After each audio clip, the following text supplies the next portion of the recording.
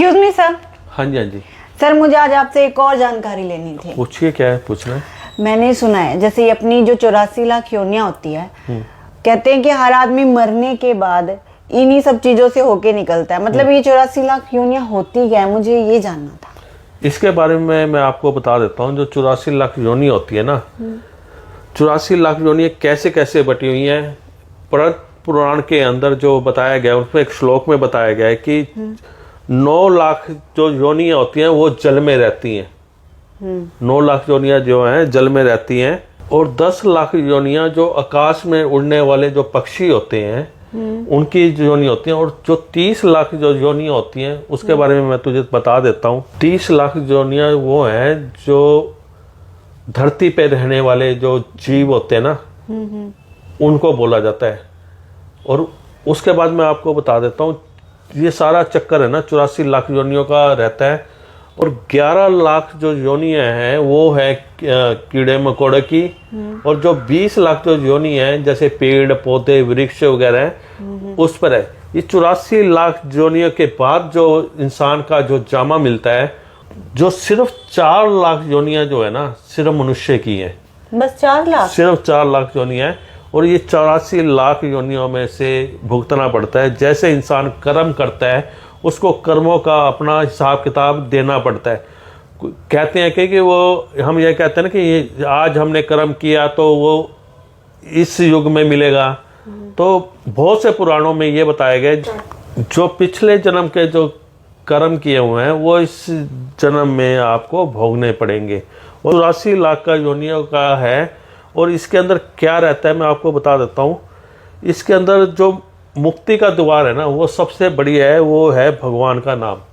मरते टाइम जो last time वो भगवान का नाम लेता है, अल्लाह, वाहिगुरु, राम, किसी भी अपने अपने धर्मों का वो लेता है, तो उसको वो मुक्ति मिलती है। चाहे वो कसाई भी है ना, कसाई अगर वो बकरा काटता है जी या कुछ काटता है, वो मरते टाइम अगर वो उसने भगवान का नाम ले लिया कि श्री राम, हरे, राधे राधे या कुछ भी जिस धर्म का है, तो उसने उसका नाम ले लिया तो उसको वो स्वर्ग का द्वार मिलेगा। अगर इसके अंदर ये भी एक पुराण के अंदर ये भी बताया हुआ है कि अगर आपने अच्छे कर्म किए हैं, अगर आपने अच्छे कर्म किए हैं तो आपने मरते टाइम आपने भगवान का नाम नहीं लिया, तो जो आपके जो पूरे कर्म है उसका तो आपको जवाब देना ही देना पड़ेगा। अच्छे का तो आपका रहेगा, जो बुरा कर्म है उसको भी देना पड़ेगा। हाँ, अगर मरते टाइम अगर लास्ट टाइम आप ये करते हो कि हे भगवान मेरे से कोई गलती हो गई, मुझे क्षमा करना और मुझे अपने चरणों में जगह देना, तो उससे उसकी मुक्ति मिलती है। ये 84 लाख योनियों से मुक्ति वाली बात है। एक ग्रंथ है उसमें ये भी एक चीज़ दी हुई है, मैं आपको बता देता हूँ। ये भी बहुत अच्छी चीज़ है, मैं पढ़ता रहता हूँ तो मैं आपको बता देता हूँ।